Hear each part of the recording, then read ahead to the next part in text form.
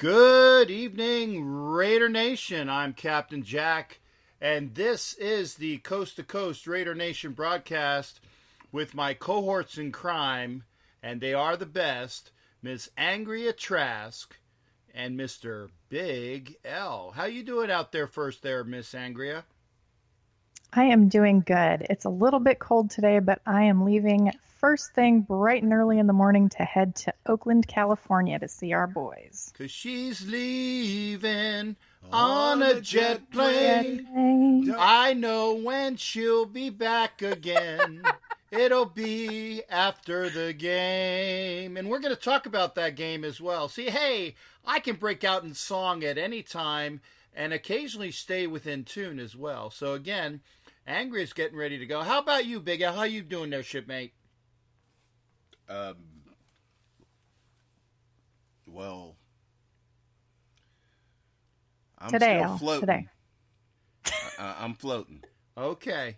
What do you like, a balloon in it? Is that what? I don't get it. I was gonna say he was kind of so slow on that. I thought he was doing like the old Cheech and Chong routine. It was like blind melon chitlin. You know, it's like, how you doing there, blind melon? How you doing there, blind baby? Yeah. Now, I tell you what, I could definitely use some Cheech on my chong right now. So. And with that, we'll go right into the outtakes from the last game. I will say this, and the first thing we're going to do is, like we do with all the other shows, we're going to knock out some of what Coach Speak says. Coach had a lot to say about the game, and so we're going to go right into it. Now, obviously, the first thing on the coach's mind was his number one quarterback, Derek Carr. So, what do you say about Mr. Carr? Played really good under some very tough circumstances. I think sometimes he needs to learn a little bit more patience, and I think he will. But I'm really excited about the way he has played and improved and mastered this offense. We're getting closer. That was a painful turnover. We will address that, and we'll make the corrections. So again, and I tell you what, there was another soundbite that we'll get to in a little bit as well. He didn't throw Derek under the bus, kind of like what he did last week or the last couple weeks. He was kind of self-deprecating on him. You know, he took some of the blame on it as well, but he admitted that it was a very, very hard thing for the. Whoa, That's me. Oh, okay. My goodness, it's like a fire over there. Yeah, What the heck? we got some phone issues going on over here. It's like testing. Okay, we'll get the phone off. But again, you know, so he said that Derek did well, and for the most part, it's kind of been up and down with Derek. You know, he played a really crappy first game. He had a wonderful game last week. Last week being 2 in weeks Denver, ago. because last week being in Miami, and then. It was kind of like when you look at the stats were saying that he played all right, except for that big stat, which was the 2 major interceptions that he had. And I'm sure you can agree there as well, Angria. Yeah, I can. That's something that's been pissing me off all week, pardon my language. But Derek Carr has actually had a pretty decent season so far. And just because we didn't put points on the board doesn't mean that he lost the game. Now, I am upset that he's throwing late in the game picks. Those are ridiculous and pointless and totally useless. But I'm not really sure what his mental state is with that. I'm not sure if maybe he's getting kind of nervous or if he's getting over anxious, like he wants to win the game. But he needs to calm down. And once he does, I think he's going to put away stats over stats over stats. It's going to be a good year for him. But he needs to calm down, get rid of the jitters, and stop throwing interceptions. Actually, one of the people that I was reading on, because I have one site that I get a lot of my information on, and it was kind of a left-handed. I don't want to say it was a left-handed compliment. It was like a left-handed reaction. He said that the Dolphins actually did Carr a favor. They knocked him on his ass a few times, and then Carr realized that he could take the punishment, which is something that we're going to need from him a bit more. Now, The one thing that I was looking for him to do, and he still has not done it, is to do those rollouts, get out of the pocket, get those quick yards when they need the first downs. Frickin' Tannehill did that right in front of me. He had like that 18-yard gain when everybody else was covered. All the receivers, the D-backs had their back to him. Everybody was covered, and he takes off for a quick 18-yard gain. In fact, up until that last jet sweep that the Dolphins had for their touchdown, which technically was a pass anyway, that was the longest run from scrimmage that the Dolphins had all day. So again, Derek needs to venture out and do some of those plays when needed, and we haven't really seen that since his rookie year, and obviously we have yet to see it since the broken leg, and we need to see a bit more of that. Yeah, definitely. That's pardon me. I'm getting all choked up because I feel like Derek's there. He's in there somewhere. No, I'm just kidding. I think he seriously is one of those poster children for sports psychology because he has been playing scared. He does look frightened. That's one of the things I will agree with all these naysayers about, is that he hasn't had that same go get him kind of like give him hell attitude when he gets on the field as he did when, let's say, we saw him go for 2-point conversion to beat the Saints a couple years ago.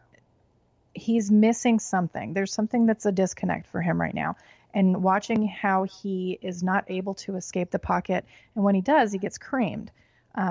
It's something that's off with him, and that's something I think they need to address. Once they do, it's Derek Carr. He's gonna be okay. We just need him to know that he's gonna be okay. Okay, let's go back to the coach, and the coach has words about those big plays.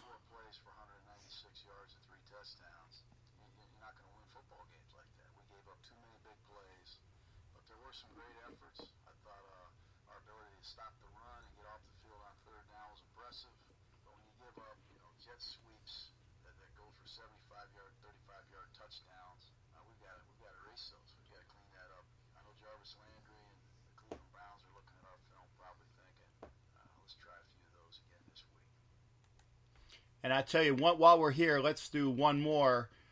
4th and 1 on the 1-foot line. We have the ball first down at the 12 going in late. We're on the cusp of doing something great on the road in a very difficult place to play in September. Defensively, we're 3 or 4 plays that we just talked about away from having a very good outing. Nobody cares right now. They want results. We want to win. But I think the players see a lot of things to be confident about, but we know we've got to finish football games much better. And there it is there, Angry. It's like it's the I think it's just he's not ready to say it, but it's in the back of his mind. It's like we're doing some good things here, but we're not completing the task, and everybody's seen it like for the last 3 weeks. If you and I think we did the stats. I know for a fact if you go to score at halftime, the Raiders are 3-0. If you go to score at the end of the third quarter, I think the Raiders are 2-1. I think that they were behind the first game with the Rams. They just cannot finish the game, and that's the other thing we're going to be talking about a little bit later. And it's disheartening. It's galling. And it just throttles you as a Raider fan. It hits you right in the throat like a gut punch and then a throat punch. It just knocks you on your ass. Yeah, definitely. I don't have anything good to say right now. I did a lot of complaining this weekend, and we did our show on Sunday. Just win, ladies. # cheap plug. Sorry. No plug. That ain't a cheap plug. You need to make sure you're watching. Yeah, you can watch it as well, but you'd be looking at one graphic. But be sure to listen to Angria's other podcast, Just Win Ladies. In fact, we put it up there, so make sure that you definitely see it when you're not going on this one or listening to this one. Yeah, you can do both. There's plenty of time in the day. That's right. But I complained a lot about Derek's performance, about our team's performance, about the ability to just close a game. It's like we just give up. We get to third quarter, and like you said, we've been leading by the end of third quarter in 2 out of 3 games. And let's face it, the Rams have been kicking behind this year. Right now, they are in, I would say, in the top 3 on almost every power, what are they called? Power rankings. The power I hate rankings, them. yeah. I think they're stupid and useless, but it The gives only you an power idea. The only power ranking that counts is who wins the friggin' trophy at the end of the year. Everything Yeah, else exactly. is everything else is stupid. It's like preseason top tens in college football. Who cares? And right now, I the agree. Rams are, head and shoulders above everybody as far as what's being put on the field, the way they're defending, the way that they're aggressively just assaulting defenses with their offense. Truth be told, our defense showed up better against them than everybody for 3 quarters, and then we got our teeth kicked in because our offense showed up like crap in the fourth quarter.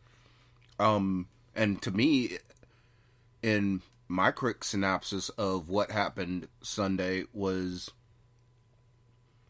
Gruden can pop up all these, praises of Carr, but once again, we have a pussy willow sitting in the pocket. When he does roll out, the reason he gets hit is because let go of the ball or put it down and run. People are like, the consensus is he's getting hit. Well, yeah, you're going to get hit when you hold a ball for 5 seconds. Tannehill got loose and got away for 18 yards because at 3 seconds he made a decision and took off. When he saw the coverage falling back and moving over, he saw 25 yards of open field and ran. Carr had and he was their leading rusher. Yeah.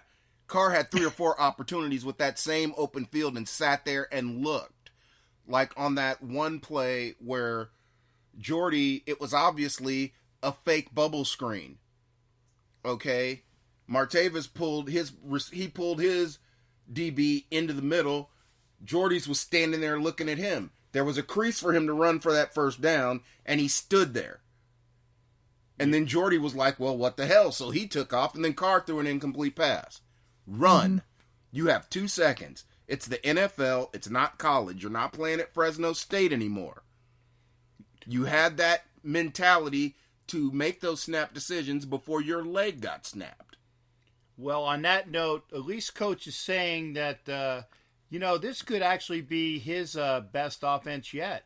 I thought our conditioning was very good yesterday, as good as theirs or better. I'm proud of that. But we have to start putting some wins in the column, and that's what Raider fans want. That's what we want. That's what we're after. I think when you throw for 80% basically in 3 games and almost 1,000 yards, that's as good as I've ever been associated with. There's some really good things us running the football now. Physical runs between the tackles with different kinds of backs, different kind of personnel groupings and plays. We got to get better field position. We've talked about that. We got to eliminate the turnovers. We got to eliminate the big plays on defense. And the other things, as I'm going to ask them, hey, Coach, what do you think about the team presently, and why can't we do anything better with it? I'm encouraged by the staff we have, by the environment we are creating, and the direction we are heading. I'm really excited about it. We have a lot of work to do. We have a ways to go. But I am seeing progress. I think Derek Carr is going to be magnificent in this offense. I think we're going to be a balanced team that can possess the ball and make big plays. I really believe that. I think defensively we're still finding ourselves. So I'm not going to give myself a report card right now.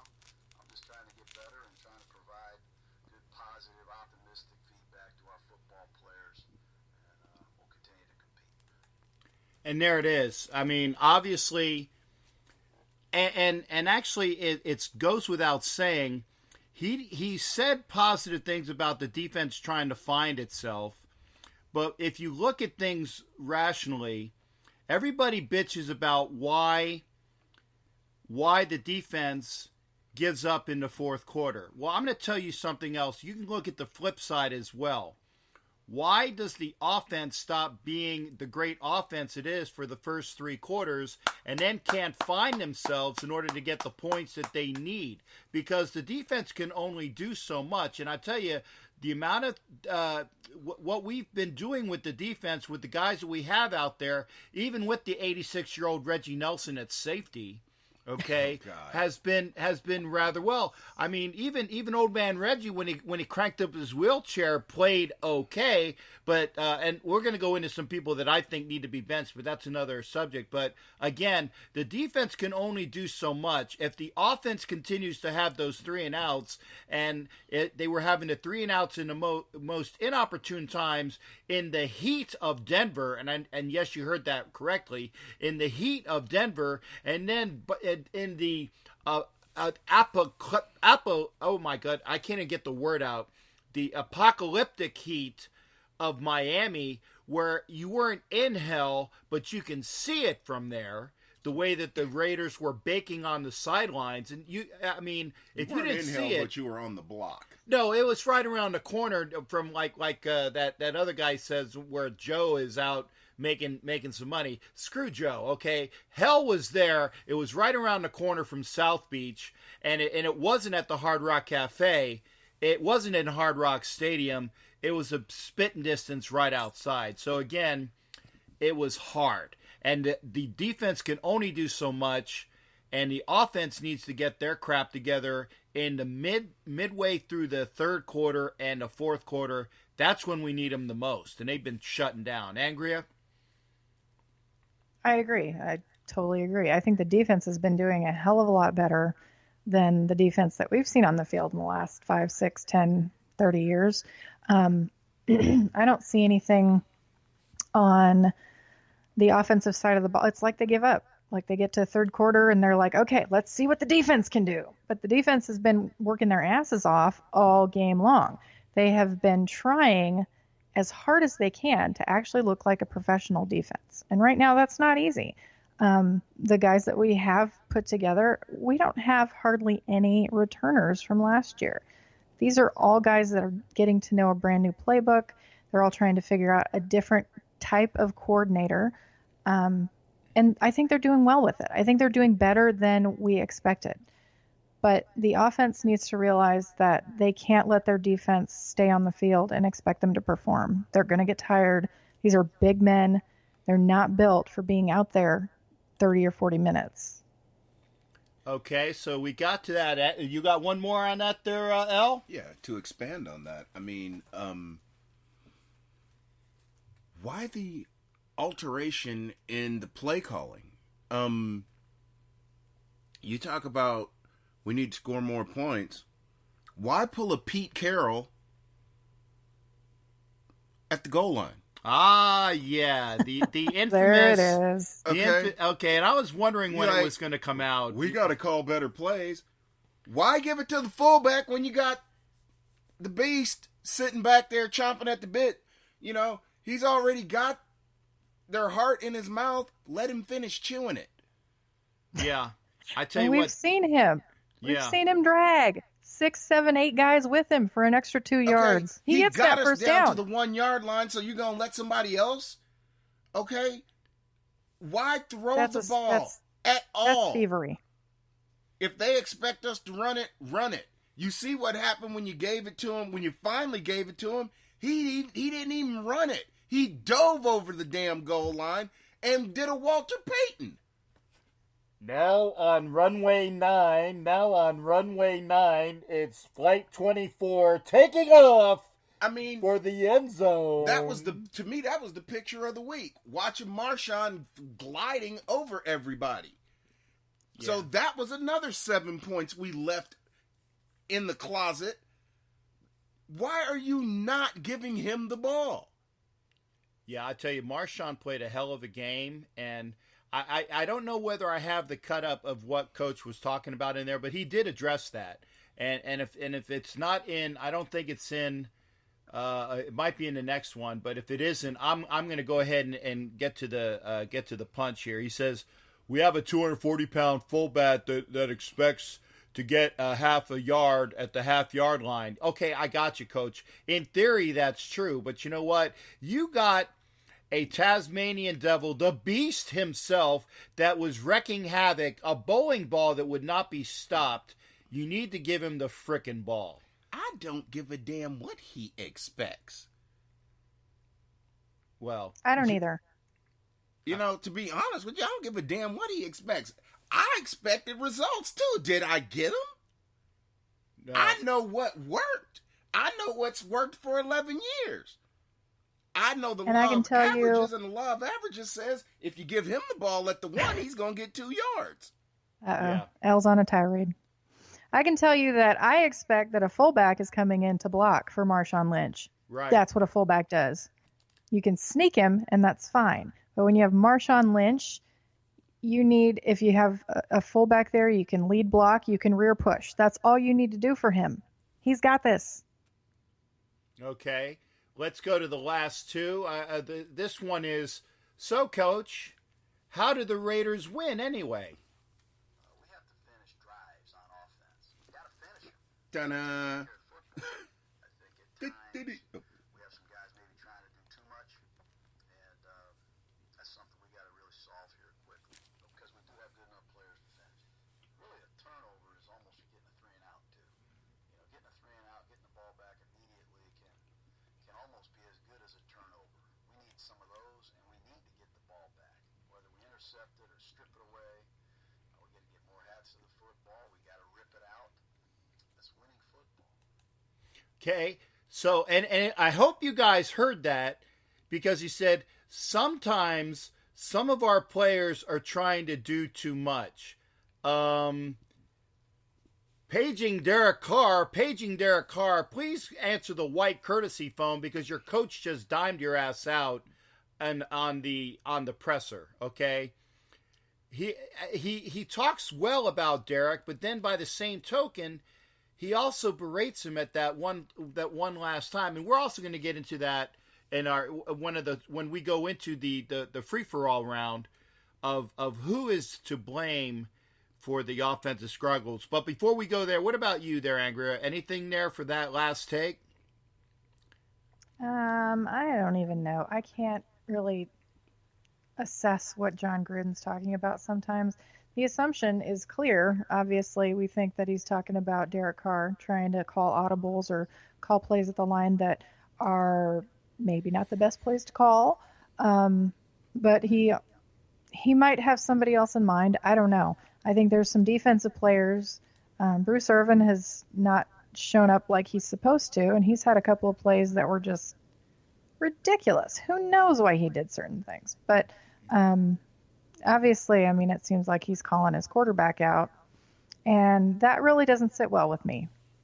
No. If that's what he's doing, then I think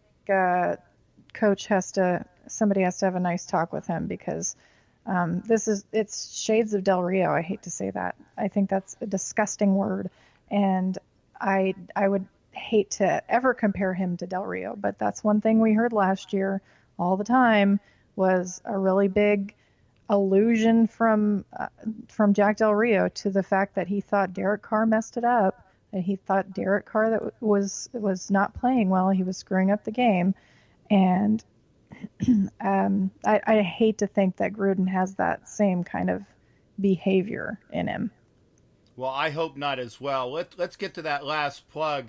We're going to talk about. We've been talking offense for the most part, but we're gonna wind it up by talking about the other side of the ball and who we have to be preparing for this Sunday when Angria goes and gets her on that jet plane flight to Oakland. They're going to be seeing some Cleveland Brownies. Let's get that last one in. We have had to replace basically the entire secondary, some of the linebackers, and we're in the process of putting the pieces back together, and that'll be exciting. But right now, we just got to continue to get ready for each game individually. Right now, it's Cleveland, and they're a football team that's emerging.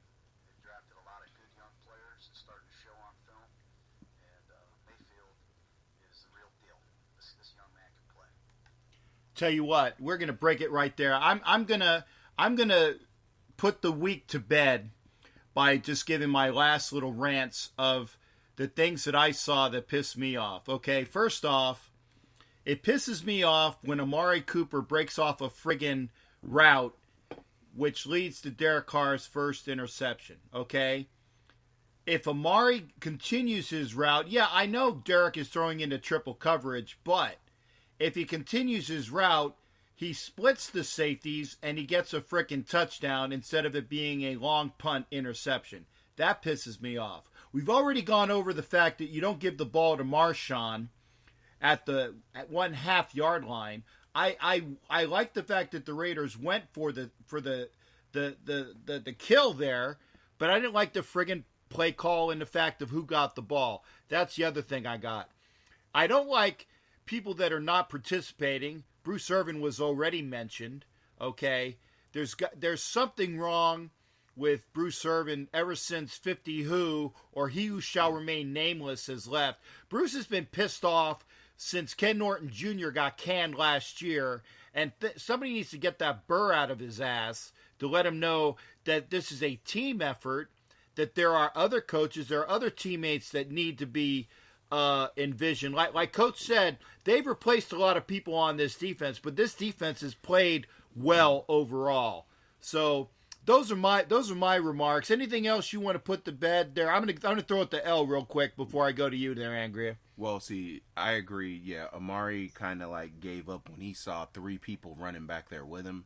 But on that throw, Martavis was being covered by a MFing linebacker, cutting across wide. He already had a step on the dude, and all Derek had to do was lay the ball, throw one of those shot put, classic Carr this year, shot put the ball out there in front of him, and I'm pretty sure Amari would have outrun the safety to the ball. You mean Martavis at that point? Martavis would have outrun the safety to the ball because the safety had already broke to go chase Amari. Right. Shot put the ball out there, and we would have had a nice sizable gain, and then we could have just start feeding the ball to the beast again. Yeah. He says he threw the ball because he wanted to get Amari involved. Okay, Amari, run a damn route and get the ball thrown to you. Andrea? Put it to bed. Let's just put it to bed. I have nothing else to add to that other than, we got a bunch of guys that are trying, they're working their butts off. Everybody has to take accountability for what's going on because we're just that close. If everybody would play 4 quarters of football, that would get us there. But I see our defense playing 3.5 because they get exhausted by the 4th quarter. And then I see our offense kind of just leaning back and worrying what the heck they're doing, what's going on. So who's calling the offensive plays right now? Because Greg Olson was out there with the play sheet all game long last week. If that's the case, maybe Gruden needs to take back over. I don't know. And you know what? That's a great segue because let's get into that. The offensive debacle. Who is to blame? Is it more Derek Carr or is it John Gruden, or you actually threw that third person in there with who's calling the plays as well, because you have Olsen there as well. I think, actually I don't even know what to think because again it's hard to decipher who the hell is screwing up at the most inopportune times. Now granted, the last interception, the death knell for the Raiders was a checkoff where Carr saw one-on-one coverage. He throws it to Bryant on a first down when the Raiders are killing the Dolphins, and they're gassed. They're screaming for air. You run. In 3 plays, Marshawn's in the end zone. Game over. We win. But no, Carr audibles out to Martavis Bryant, who's well covered, who does everything in his power to at least try to break it up. Can't do it. You got to pick. And then 1 or 2 plays later, you got that jet sweep cutback where you have the flying Gambino brothers giving each other high fives when they're running down the field in the ultimate FU for the Raider fans that are in the crowd, when they're high fiving each other from the 10-yard line in. That just was. I mean, yeah. If I was a Raiders team, I'd do the same thing to a Miami Dolphins crowd as well. But yeah, obviously it hurts when it's coming against us. So I don't know, Andrea. Like I said, offensively, is it Carr? Is it Gruden? Is it the snowman that didn't show up in South Beach? Or I don't know who the hell's to blame here. Well, first, let me say, I don't remember seeing the high five. Maybe that was something that you got to catch in person that they didn't bother to show on television. But that would have been no. You missed awful. it.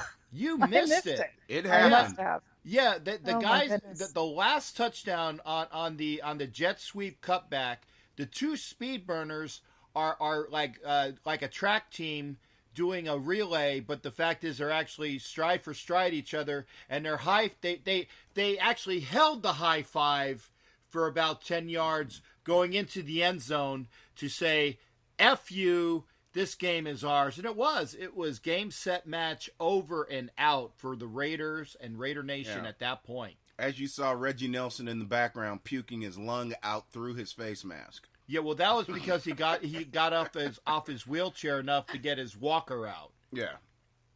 God. Reggie Nelson. And so again, I don't know. Like I said, you're a bit more astute than I'm more of a grunter and a groaner, Andrea. So I'm a lineman guy. I'm a screamer and a cusser, which is why I'm kind of quiet over there. Okay. Probably a good thing. I'm a lineman, whether offense or defense, and I'll throw myself in with the linebacker. So against schematics, I know how to run traps and draws and blow people away, but I for the life of me can't figure out what's going on with this Raider offense. It unnerves me, and you're more analytical on that respect, so that's why I trust your opinion on that. Well, on the play calling, it seems like it's the perfect storm right now because there's something going wrong and you just can't tell who's doing it.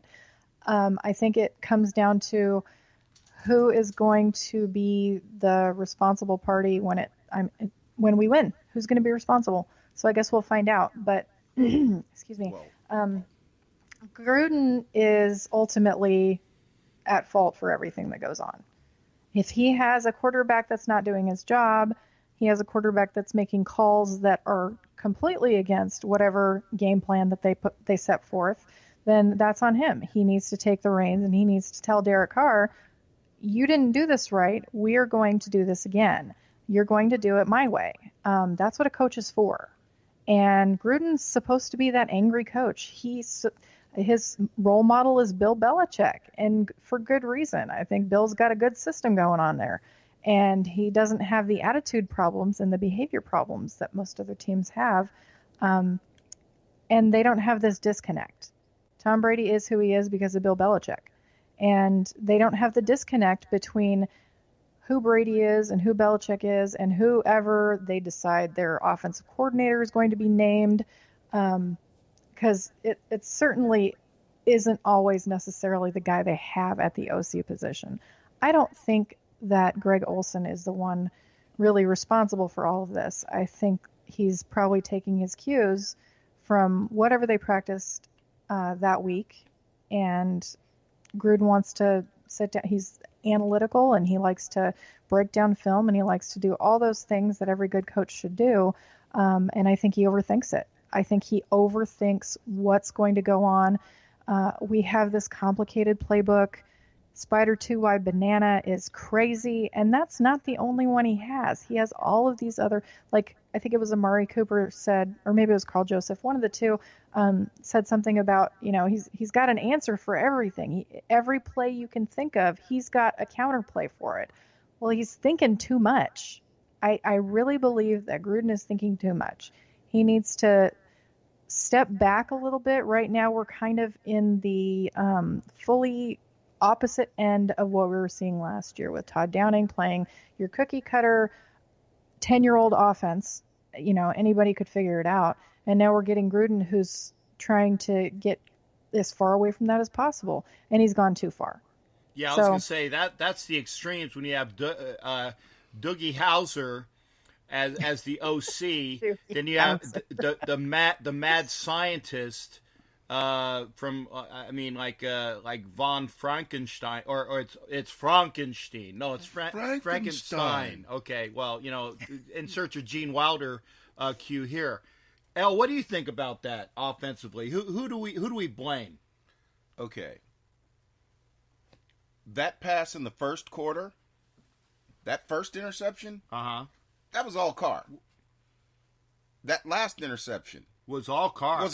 Yeah, I was going to agree there. That first interception, like we said, you had a crossing pattern coming underneath behind that pass. Okay, Cooper pulled the coverage. It opened up the crossing pattern underneath. All it took was him to shuffle away and throw the ball. Him being scared to move until the last minute, not being ingenuitive like he knows he can be. That's his fear in the pocket that's limiting his creativity. 1. 2, that second one, that was complete and total crap. That was him audibling out of a run into a pass and then underthrowing the pass. He did the same thing against Denver when he underthrew Cook by 5 yards and basically put Cook in a position where he could not defend that underthrown pass when Cook was open in the end zone. It's his bad throws that are forcing issues in the end zone. Yes, okay, Go ahead. Doesn't all of that go back to that's performance? Okay, that's what happens on the field. When he's off the field, that's when he needs to learn how to not do these things, when to not do these things, what his mechanics are doing to screw this up. Why is he not connecting with his receivers to know what routes they're running? Why is he not connecting with his receivers mentally, physically, visually to know where they're going, where they're covered, and when he can throw the ball appropriately? That's on coaching. That's on his coaches not pulling him aside and saying, yeah, we know you're great, Derek. We love you. But you have some deficiencies. We need to fix this. Well, also, Derek even said when people were asking him about that last interception, he was quoted in saying he'd do it again. If he'd do it again, Raider Nation, we have a problem. Well, I don't have a problem with the throw. I don't have a problem with the choice. I have a problem with the shitty it's out now. Look at you. Stop it. I have a problem with the throw. It's not the fact that he chose to throw it. If you're going to throw it, make the damn throw. It's almost as if he was scared to throw the ball, but he threw it anyway. Like he wanted to throw it, but he short-armed the throw because he was scared of getting hit. He's making these bad throws because he's worried about the hit that's going to come as a result of him throwing the ball. Stand in there, take the damn hit, throw the ball. Quit being scared of being a football player. I agree. People are like, he's worse than his brother. David was a damn good football player that got beat to death. Yeah. Yes, he was. When he was a backup in New York, he was a good quarterback. When he had a line. He never had a line. When he had a line, he could play football. He never had a line as a professional quarterback. Well, like I said, I hope that Derek is not going through the same trial by baptism by being shellacked, where David Carr was just and for all you animal lovers out there, I'm going to use the analogy, I'm not going to do this, or I don't do this, or I don't condone this, but when you have a puppy and you keep hitting a puppy and you keep hitting a puppy with rolled up newspaper and you keep doing it again and again and again, pretty soon the puppy whimpers every time he sees, for Pavlovian principle, he sees a rolled up newspaper, he's gonna whimper and cower. Okay, that's what happened to David Carr in Houston. Well, we haven't seen the pre-2016 pre-ankle Derek Carr since he busted his ankle. We haven't seen it, and until we do see such a quarterback, I shudder to think that we have damaged goods. And again, I like Derek Carr. he can be the elite quarterback that we profess him to be, that he can be with the proper coaching and all of the proper reps. He can be an elite quarterback, but right now we don't have that. And that's No. a scary thought. I still don't think he's actually busted the scar tissue in that ankle because he hasn't run on it. I mean, I'm sure he has, but you know what I'm saying? He hasn't actually physically in a live real football game just flat out run on that ankle. Yeah. No, and we know that he can. We've seen him do this before, so it's befuddling that he won't take that chance. And The only Captain, time he you did said was when he something fumbled last that- year. yeah, and Captain, you said something that just really, really, really resonates. He needs to stop being afraid of, or maybe Elle, did you say this? Was it you that said he needs to stop being afraid of being a football player? Yeah, Yeah. Al said it. Yeah. That was his. You guys are just running. You sound just alike. I got to tell you that. Well, You sound exactly alike. I was going to say, we'll do the Ebony and Ivory again later. But Well, No, we're good. No. Well, it's because Cap's ghetto pass came back in, so he's Oh. been renewed for another 5 years. all right. Good job. Welcome, Cap. Yo, I can get jiggy with it with the best of them. God. Okay, now You need to stop. jiggy You're is embarrassing no your longer an grandchildren. acceptable word in the hood. Okay, never mind. Okay, I tell you what, this horse is dead. But let's go into another horse we're gonna whip the hell out of as well, and it's a two-parter. Okay, why can't the Raiders close out the games, and why do they continue to have their second half woes? I think we kind of got into this earlier, where we said that first off, the offense is leaving points on the board. They did it 2 weeks ago in Denver, where they had 6 points when they should have had at least 10, if not 14. So you're leaving points on the board. And then when the offense needs to put the games away, it's 3 and out, 3 and out, 3 and out, and the defense is gas. So that's my recipe. And until such a time that the offense can get up by at least 2 scores, and with a Gruden offense, by the way, being Mr. Conservative, that's asking a lot, because John Gruden is notorious from taking that friggin' foot off the pedal when you're up by 7, and he's got to learn that you can't do that anymore. The first thing that I said when John Gruden was announced as the head coach, I said, you know what? I'm going to hold my judgment until I see who's on his staff. I saw who was on his staff. He's got a great staff. What I need to see from John Gruden is I need to see a coach that can continue to put his friggin' foot on the pedal, because Callahan, as much of a schmuck that he was, for the Super Bowl, Callahan, with Trestman as his offensive coordinator, kept that friggin' foot on the pedal, and that's why the Raiders went to the Super Bowl that year, because the offense clicked and ran over people. And he needs to learn how to do that. And until such a time, we're going to have these games where you're going to get the erectile dysfunction as well as hemorrhoids, because you're going to be squirming in your seat. You're going to have a double dose of bad pants watching this team. Sorry, Andrea, for the that just got ED. really weird. Ew. I can't relate. But you're not going to apologize for the roids, dude? No, roids and ED, man, and all in one thought, man. That's harsh, but that's what happens watching a John Gruden conservative offense. It gives you ED and roids all at the same time. You're starting I'm going gonna to take your word age for that. there. But let me play devil's advocate for a second here. Okay. Do you blame him right now? Do you blame him for taking his foot off the gas when Derek Carr's throwing interceptions late in the game? When he's throwing an interception early in the game? Mhm. I understand the thought process behind it with being conservative, but I also understand what you're saying, that no risk, no reward. I mean, you can't expect to win a game if you don't take those chances.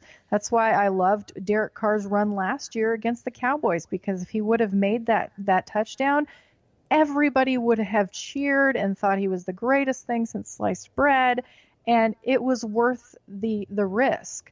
But right now, I mean, what we're seeing a guy who doesn't think it's worth the risk because he's worried about what his quarterback's doing on the field right now.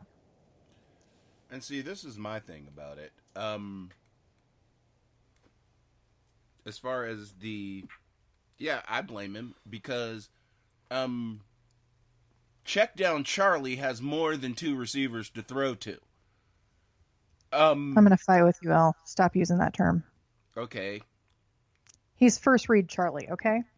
Okay, first read Freddy, check down Charlie, Chucky's check down China doll. He's not playing check down football though. If he was playing if he was being okay, sorry. That pick six. We're going to get into this.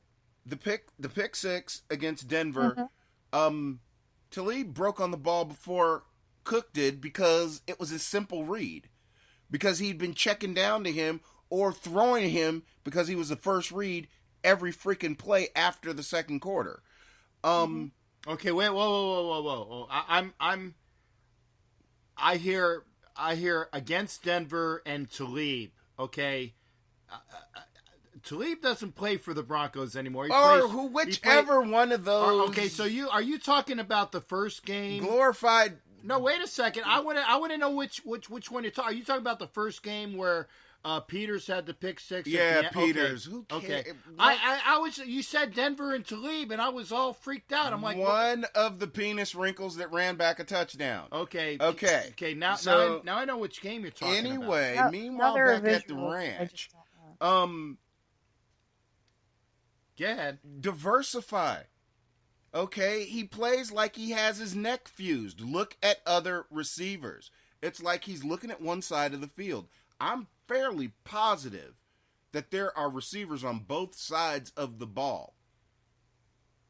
Meaning left and right, not front and back, or offense and defense. I'm talking about, there's receivers on the odd and the even side. You know what you mean. We get left and right. The other thing is, okay, fine. You want to play conservative? You have Marshawn Lynch behind you. And it was proven in Miami, where it's kind of hot and they were wearing dark uniforms, and the bastards put them on the sunny side of the field. Well, that's home field advantage. Yeah, that's home field advantage. We can accept that. Anything, too. Yeah. So, but we wear our black uniforms at home anyway. We do what the regs require instead of altering the crap to be, wrinkles. The other thing is this. Okay, if you have Doug Martin and Jalen Richard to be change of pace backs, coaches, why are you putting in the same play schemes as if Marshawn Lynch was running the ball? And that's where it is right there. They are trying to make this a one-size-fits-all defense or offense, excuse me. Sorry, I'm all flustered now. It's absolutely idiotic to give, Doug Martin the ball as if he was Marshawn Lynch. If his skill set is different, treat it different. Give him different plays. Give him different options. Play action. Get him the ball. Run a screen pass, for God's sake. Do something. Okay. Treating him like he's Marshawn Lynch and sending him into the line is a Try joke. one of them jet sweeps. Yeah, those seem to work really well. Yeah, I was going to say, what's good for the goose is good for the gander. And oh, by the way, the last time I checked, we had Martavis Bryant on our team. If you want to have somebody that can run a jet sweep, I think I got the guy right there that can do it for you. I tell you what, let's get over to the other side of the ball, because these are two important things here. Okay, let's talk about number 51 and the X number 53. First off, Bruce Irvin looks like he's checked out.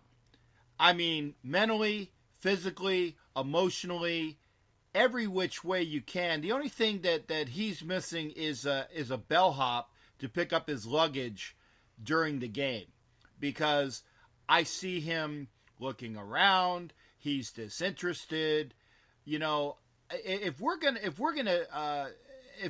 take some players off of the field, and we're gonna put some people that actually give a crap, I say if Irvin is gone, and I've read things that maybe he is, although I don't think that there's any trade value in him because people know that the Raiders are probably going to get rid of him real quick. I don't think they can get a ham sandwich from a Jew for Bruce Irvin right now. Ouch! Oi! Wow. I'm allowed to say that. I am allowed to say that. He's part of the Jewish. tribe. I am part of the tribe. He's part of the tribe. Right. Okay. Mushugana. Anyway, so Bruce Irvin, if Bruce Irvin's going to be out there, which I don't want at this point, based upon his what I've seen, I'd much rather have Fidel Brown out there. I'd much rather have more snaps for Arden Key, trial by lightning or by fire or by whichever. It's called is a going baptism. Oy vey. Oy vey, oy, Oy. oy! I don't Oy. have a baptism. I didn't even have a bris. Oh my God! Look that one up. Yes, I had a bris, by the way.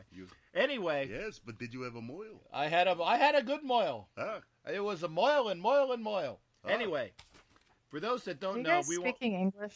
Yeah, we're speaking Yiddish from South Beach. My God, were you not there in Miami? Why do you think I I'm watched a talking lot like of this? That's why she's Seinfeld, going so to I'm good. Oakland. I know what you're talking about. Anyway, Bruce Yes. Irvin. The moil's cutting Mark Davis's head. Oh Jesus! That no, I ain't. No, that Bruce yeah. Irvin. Bruce Irvin gone. I don't want him out there. I mean, like I said, he's been pissed off since Ken Norton Jr. was fired.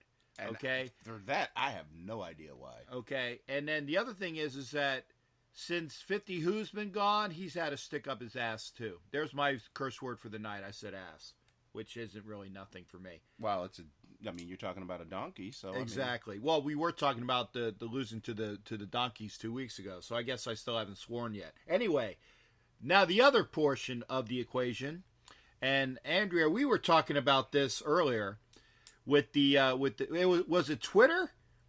It was the Twitter hit. Yeah, the Twitter hit by young Mr. Navarro Bowman, ex number 53 of the Oakland Raiders, who is saying karma, what was it? Karma exists? Karma's real. Karma is real. Okay, yeah. Karma is real.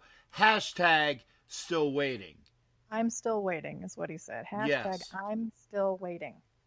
Okay. Give this man a call, please. Somebody call this man. Well, somebody from the Raider front office, please call this guy. This guy is sitting there. Now, here's the thing. Everybody knows that he's sitting there because he's asking a lot of money. Okay, we got that. Or he would have been signed by somebody already. Okay, if you're going to go younger, I got it. Okay, but you signed Derek Johnson, who is another guy that needs to be benched. So you got Derek Johnson needs to be benched. You got Bruce Irvin that needs to be benched. You got 86-year-old Reggie Nelson that needs to be benched. Okay, I'm trying to think. Is there anybody else on the front line? Well, okay, technically Irvin is a defensive end. So you got somebody from each skill position group in the defense that needs to go. I want to see more of Nick Morrow. Okay, I want to see more of Markel Lee. I want to see more of Fidel Brown. I want to see more of anybody that exists that's wearing a uniform and shoulder pads that can run a sub 640 at safety rather than Reggie Nelson, because I can run a sub 640 and I'm fat and old and with back problems, okay? And I can run a sub 640 if I get a little bit of a head start. I'll play it safety. A bit of a head start. I'll play it safety rather than Reggie Nelson, okay? And we could probably braid that beard up and you'd look pretty scary. I would be scary, and I tell you what, I'd play a hell of a lot better than Reggie Nelson. Reggie Nelson can give you he could be an artist, he could be a police artist guy where he can give you a sketch of every player in the NFL, what they look like from behind going in for a touchdown. He can do that because he sees every friggin' touchdown that's scored from the back end of the view, because that's all he sees, and it's pissing me off. Get rid of Nelson, get rid of or have less activity for Derek Johnson. If I see another pseudo arm tackle, I'm going to throw up. And again, we already established that maybe it's me just ranting. No. Bruce Irvin needs to go too. Look, let Fado Brown get back, come in, stand Bruce's behind back up. Let him play linebacker. It's obviously a failed attempt at putting him at end. He doesn't have the upper body. He doesn't have the upper body strength to be a D end. Let him go back to what he does, what he did, what he excelled at, which is playing outside linebacker on the weak side. Let him do that. Get one of these young bucks that has more leg strength, more speed. Put them at rush end. Say it. He needs somebody that has more ass. Okay, and Fidel Brown definitely has more ass. Than Bruce Irvin. More determination, more hunger, more desire. Put them there. Because obviously, once he engages somebody, it's a wrap. You know? He has mastered the skill set of being a weak side outside linebacker. He's too late in the game to be trying to learn something else. Get somebody that's raw, that's young. Okay? Failed experiment. Put him back where he excels. Go ahead, Aaron.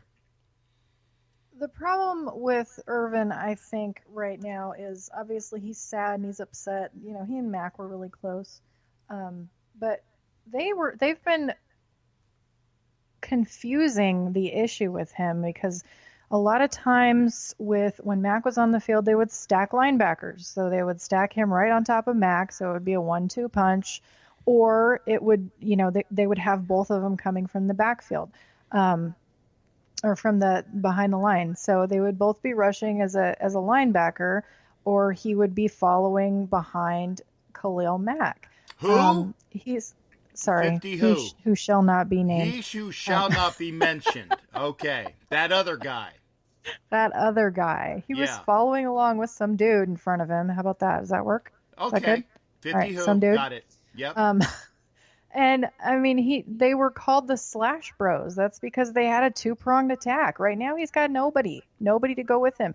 He needs to learn to stand on his own, and he needs to remember how to be Bruce Irvin without being a Slash brother. You know, it's something. I think it's going to take him time, but I agree with you. Just put one of those rookies behind him. Put somebody young behind him. Mo Hurst is hungry. He don't care where he plays. You can put him anywhere in that front seven, and he won't care. Arden Key has he is so athletic, it's disgusting. Watching him on the field, I think there's blown tackles on his part, but it's because I think there's just so much going on. Things go his way, go to his direction. There's not enough support for him. So if he's got a partner in Bruce Irvin, who's supposed to be his, you know, like big brother kind of thing, they could be the next Slash Bros. I mean, why not? And get him a partner, get him somebody to rush with him. And I think one of the keys of moving Mo Hurst around is PJ Hall once again, and my boy Vanderdoes. PJ Hall and Vanderdoes, when they come back, you can start plugging and moving people around on the line.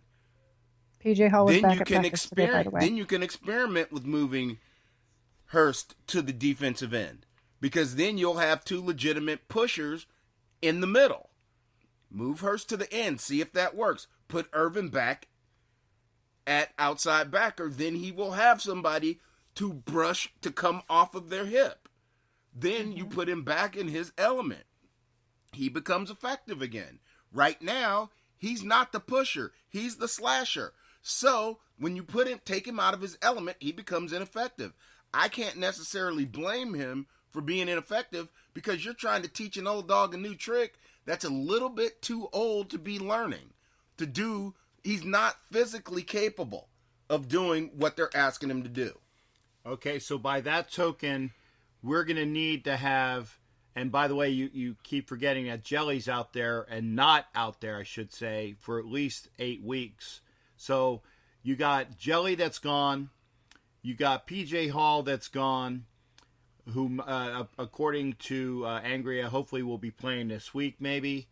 Vanderdoes is definitely gone for at least half the season. So we got a lot of bodies that are doing the best that they can. I honestly want to see the people that are performing. I mean, Carradine played well. Hankins played well.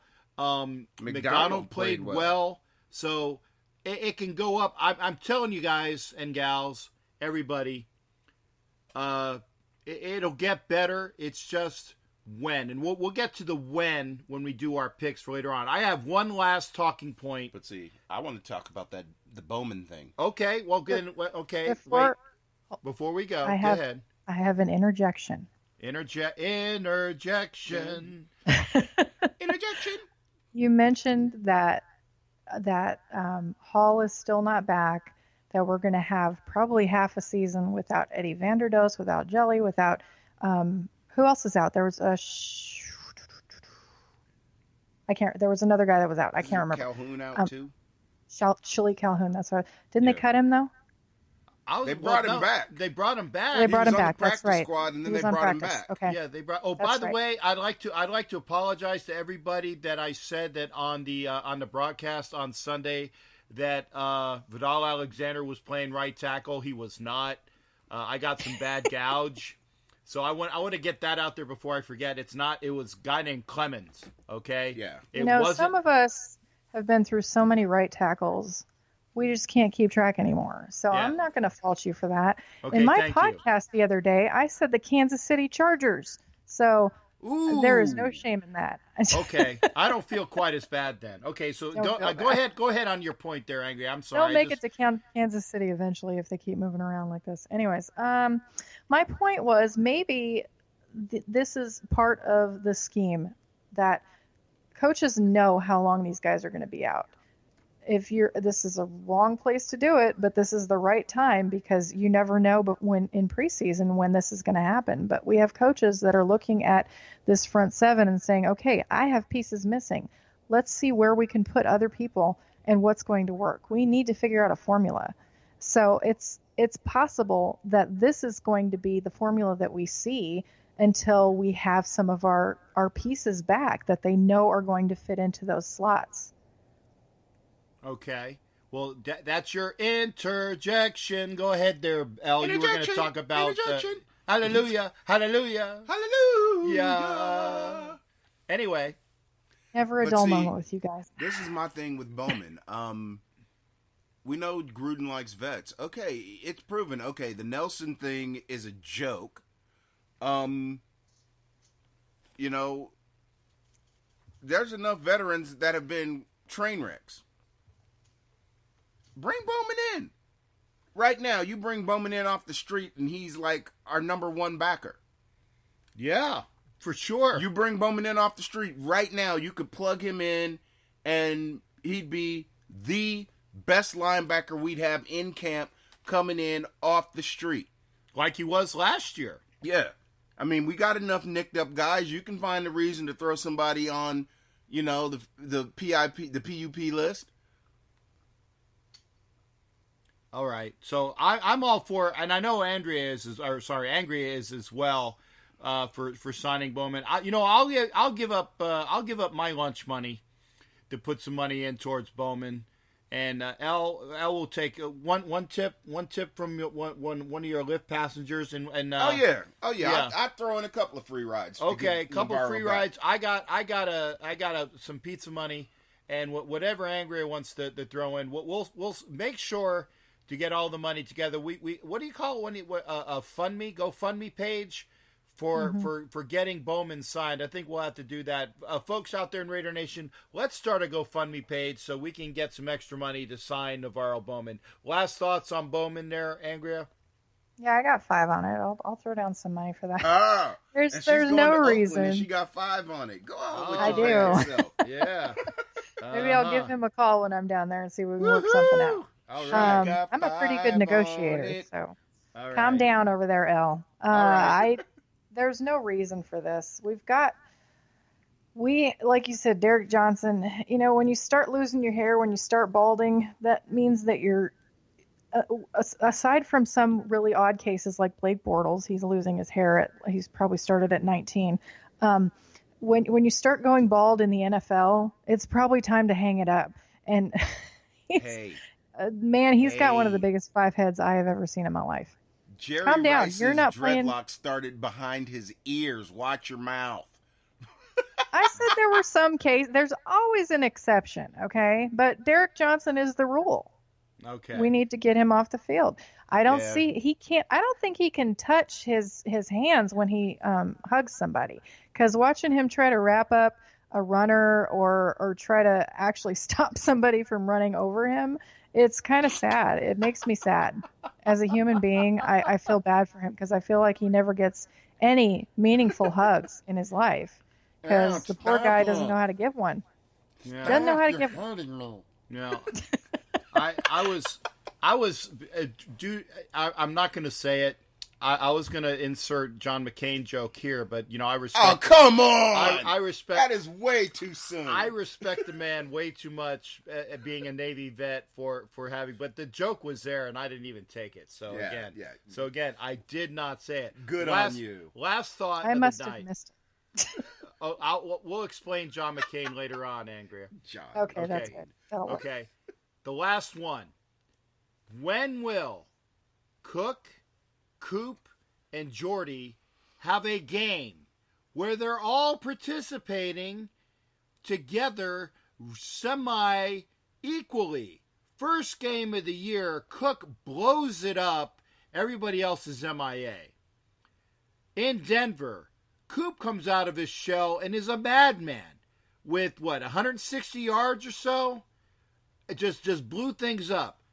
And then in the other day, it's not quite yesterday, but it's really lingering there.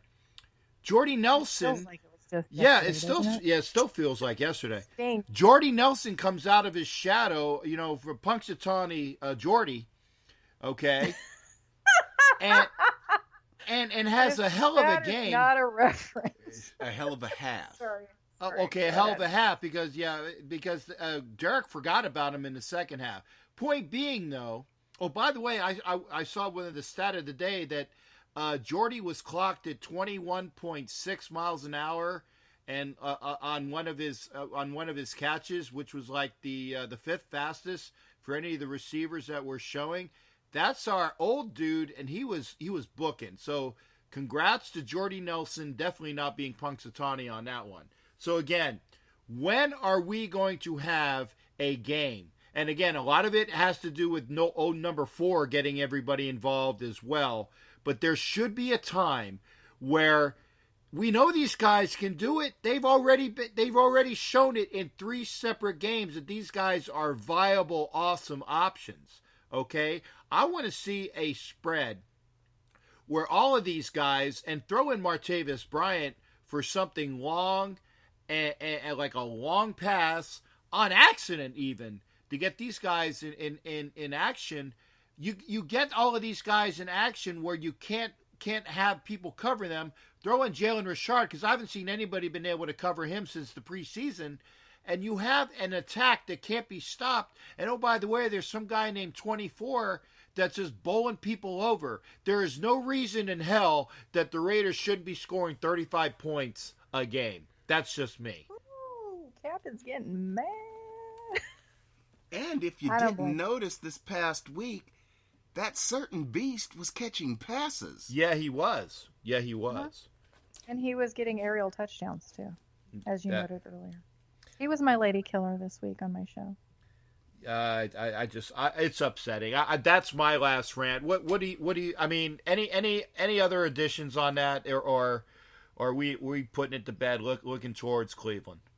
See, my primary concern is, once again, okay, we can put the plays out there, but again, Carr's neck is going to have to become, unhinged, where he's looking at more than 1 or 2 receivers at a time. Because, Cook, Jordy, Cook, Martavis, Cook, Richard. The reason why I say Cook is because Cook's the tight end, so he's always 90% of the, or, I would say 75% of the time, he's going to be the first one he sees because he's going to be the one in the middle of the field all the time. Yeah. Or most of the time. Whoever your tight end and your slot are, they're going to be the ones in the middle of the field initially. So that's where his eyes should be instead of looking at the pass rush. So wherever his first read is on that side of the field, those are the 2 receivers that he's going to look at first. or he's going to dump it to wherever the back is. But more than likely, the reason why it's so easy to read him is because the back is going to go to the side that so far the back is always on the side that he's throwing to. So the back can be his dump. Well, and so it's like the backside receiver's non-existent because he hasn't been reading the field.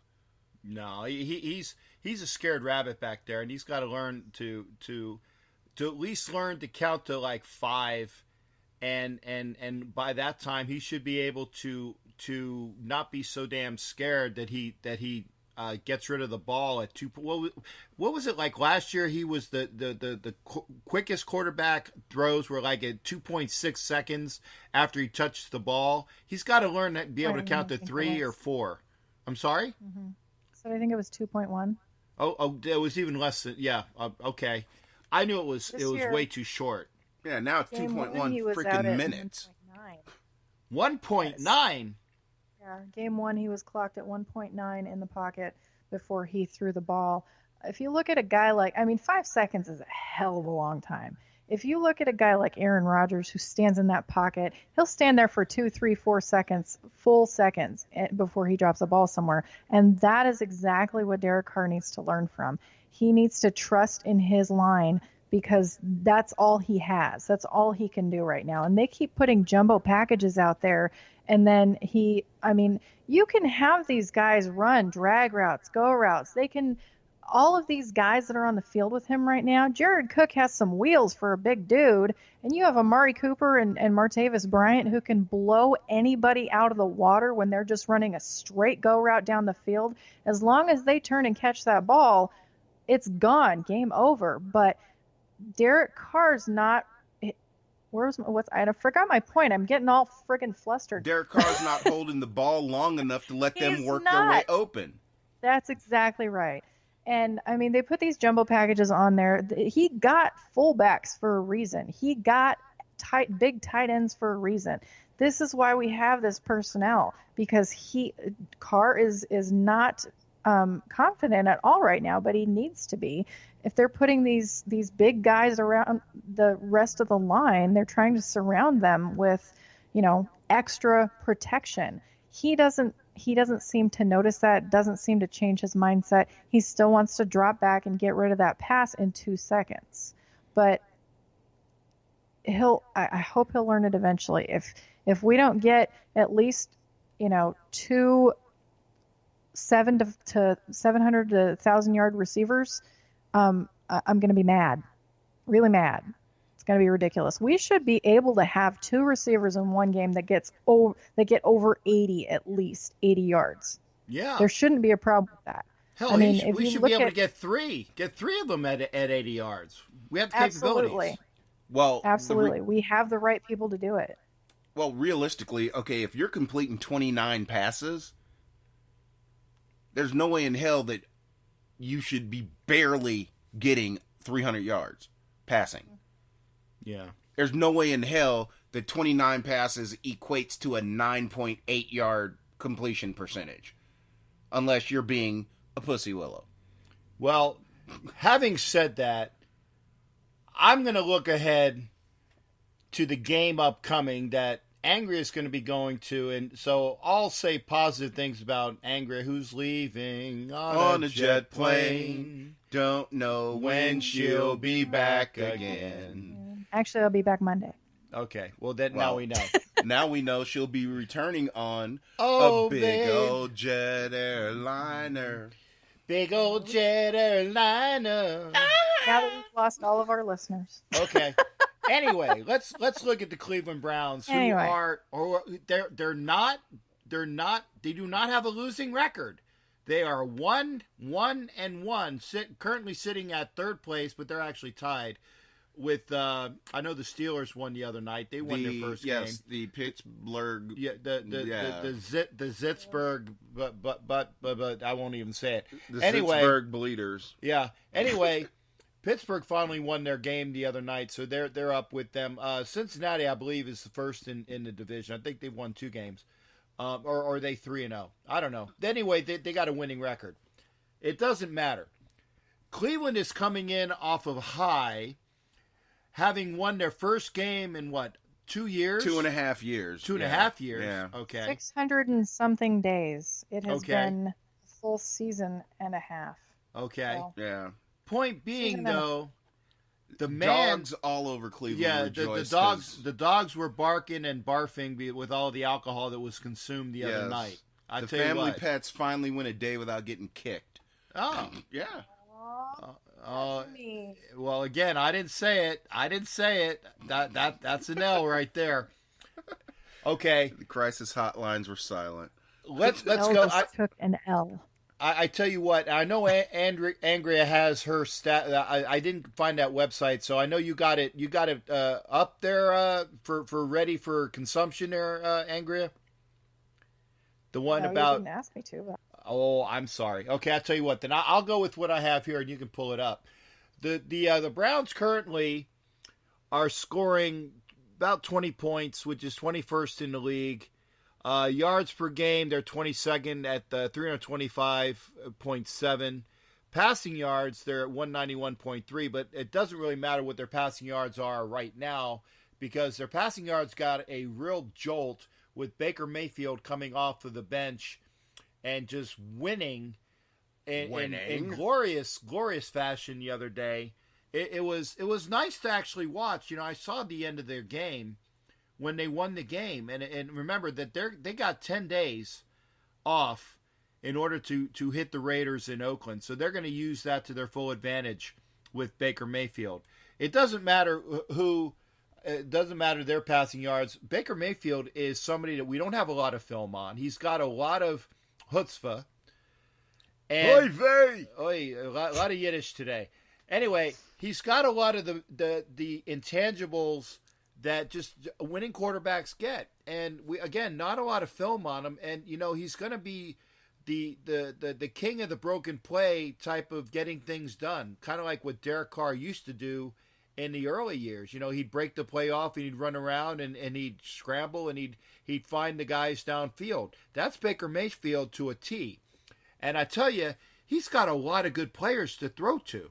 He's got Njoku at tight end. He's got some really fast receivers in Callaway, the kid out of Florida, that as long as he can keep his nose and head straight will be a fantastic burner for him for the Browns. They got a lot of great players upcoming there, so he's got a team there. The Browns got Myles Garrett at defensive end. That is the second coming of pick a good defensive end like 50 who. The guy is ready. Who is technically a linebacker. Okay? Well, okay, I got you, but you know the I was defender. going to say he kind of reminded me of Jason Taylor. Okay, I'll go with that There we go. analogy. A Jason Taylor light. Jason the- Taylor. A light Taylor, a light beer from Taylor. Anyway, they're no joke. The Browns, even when they were sucking, always gave the Raiders a hard game. I remember the game that the Browns were winning, and all it took was an extra point to win the game, and some big ogre in the middle of the defensive line blocked it, and the Raiders won the game. Okay? Lots of mashugana. Lots of mashugi. Boy, you're speaking as much Yiddish as I am. Hoi! Oi! Anyway, the Browns. It's y'all cough Andrea, drop. how do you call the game? What are you looking at in this game? And like I said, throw the stats out the window. You can quote whatever you want if you got it. Just gut feeling. What do you see? How do you see it? And are the Raiders finally going to win a game this week? That's the $1 million question right there. That is $1 million question, and I don't want to answer it because I'm afraid that the answer is going to be wrong. I want to think that my team can pull a win out. The thing about Baker Mayfield is there's not a lot of professional film on him, but I watched him. He plays just like he did in college. There's not much difference. He was a scrambler. He ran around like popcorn on the field, and he'll hit his targets, but he's also going to do something weird and funky and like pull out a Philly special when he's not expected to.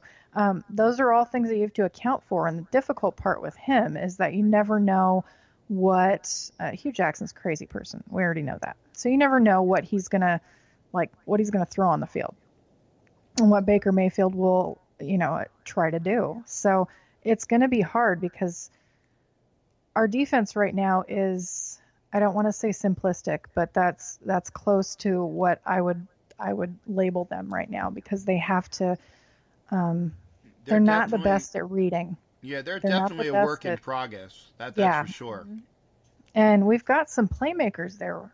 We do, but until they all get their groove down and they know what they're doing and they can just feel that confidence, which I think is what's missing right now. That's a big part of what's missing. When they get that confidence in knowing, I'm going to go out and I'm going to ram this play down that receiver's throat. He's not catching that ball. You got to have a little bit of prime time in there, and they don't have any of it right now. But the Browns do have some really, really decent receiving threats, and Njoku has been just kicking people all over the field, and he's a big dude, so it's easy enough to do. But they have a lot of weapons. Baker is a weapon in and of himself. But I think if they kick this back to college a little bit, Gruden can win this game. It's just a matter of he's going to run RPO. I can tell you that right now. There's no question about it. That is what he's going to run. And in the college RPO isn't going to work in the NFL. And it doesn't work in the NFL. So the NFL RPO is different. It's simple to game plan for. It's so easy. So if Gruden and Gunther can't put together a defense that can prepare and anticipate an RPO that's run to the right and catch to the left, and that's pretty much all it is, if they can't put their personnel and stack that line correctly and appropriately to defend against that kind of a play, then we deserve to lose. But I think they can. Can lose or can win? No, I think they can win. I think if they put this together and they put their heads together and realize, okay, this is all we're going to look at here. Hugh Jackson's not the best play caller in the world. Obviously, he didn't do much for the Raiders, right?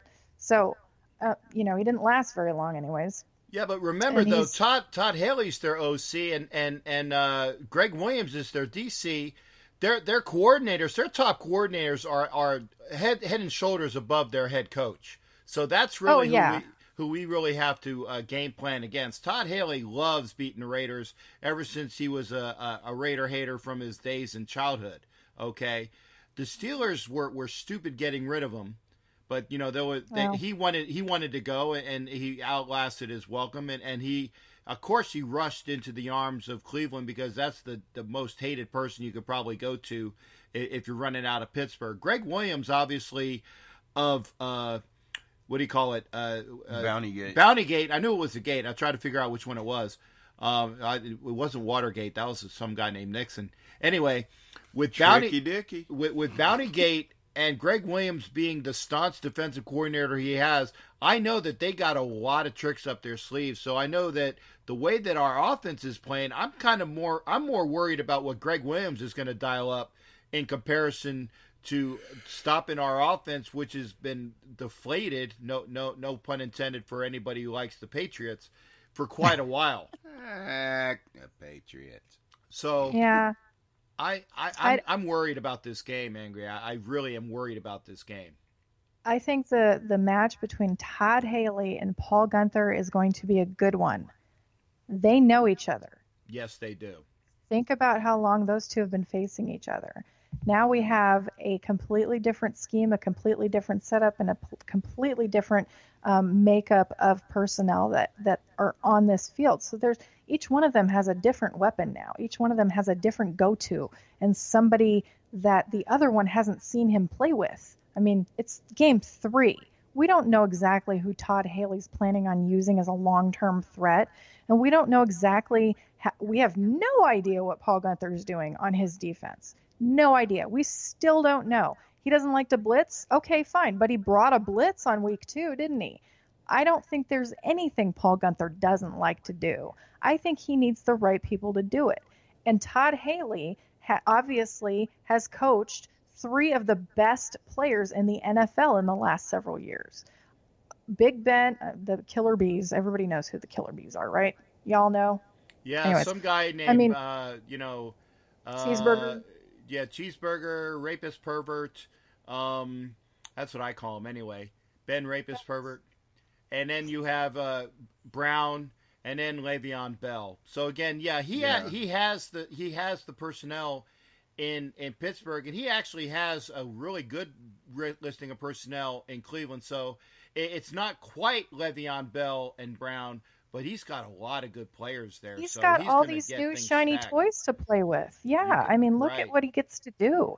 He gets to reimagine something with a young quarterback that's not set in his ways A and young not going to mobile get quarterback. mad at him and not going to say, I don't like you and I don't like that play you called, so I'm going to get you fired. Yeah. So bottom line, call it. Bottom line, I think Gruden is smart enough to set his ego aside at least for 5 minutes and put his foot down at the same time to be able to put together a game plan for this team. I really do want to see our team win. I am worried about it, but I would not be surprised if we saw a tie. Okay. Let's go Well, tie. Wow. That's a way to straddle the Well, fence. it's not like Shut up. I was gonna say it's not. It's not like the Browns already don't have a tie, so it is possible. I think this is a 50-50. It could go either way. It depends on who brings what. Yeah. Yeah, that's way to go out on that limb, chick. Shut up. Get out of my room, Al. all right, Mr. Ballsy. Go ahead and see what big brass ones you have. Go call what you see. Well, what I see is a college quarterback that had a lot of success. Thank you, Captain He's never Obvious. really seen. Well, the defense that he saw at full speed was a gassed Jets defense that basically was playing on their heels because they were playing. They lost that game because they waited until it was too late to start trying to play hard. They played not to lose, kind of like what the hell we did in Denver. And it ended up costing us because we played not to lose on offense. Instead of keeping the gas pedal and choking them out, our defense got tired.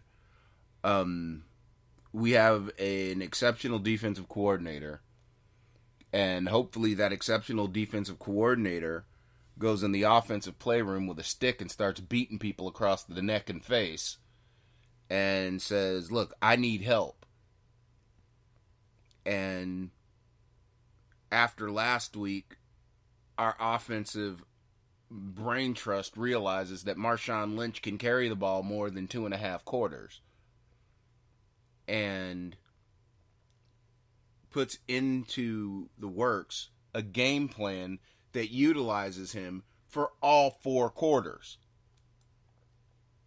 Maybe throw in a screen pass or that goofy little shuttle pass, whatever the hell that is.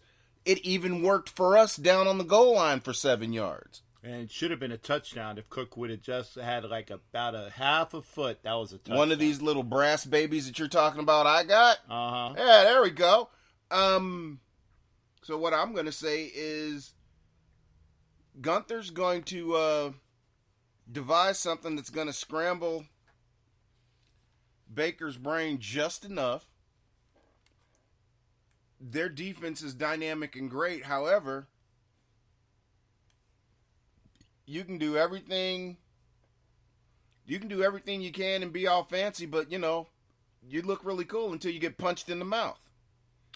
All right. I look at it like we're going to win this I tell you. by 10. Okay. In order to be expedient on what I said, and it's been a long winding road here, and again, hopefully Angry will bring us back a win. I'm actually going to call it where the Raiders play these guys tight, Browns play it tight. It's going to be a bunch of guys that are playing up to their potential. The Browns have given games away. Obviously, the Raiders have been giving games away. I'm going to call something really special. You get a game. You get a game. You. Sorry.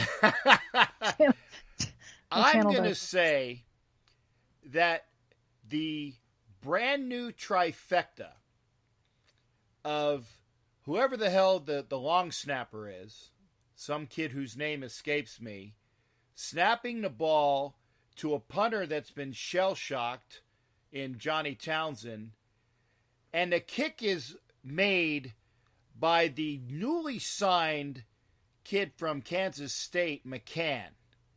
Raiders win with a last-second field goal just to keep things interesting. Raiders by whatever, I don't care what the points are. Raiders by a last-second field goal to win. And that's my ballsy comment. Angria, thanks again for being here. Please have a wonderful trip over there. Always enjoy having you here. Be well. Big L. You guys can't see this. It's wonderful. I love hanging out with little kids. But Raider Nation, thanks again for joining us. We'll see you all next week on Coast to Coast Raider Nation with the captain, the Angria Lady, and Big L. Join us again. Take care. And we'll see you next week. Same bat time, same bat channel. Aloha.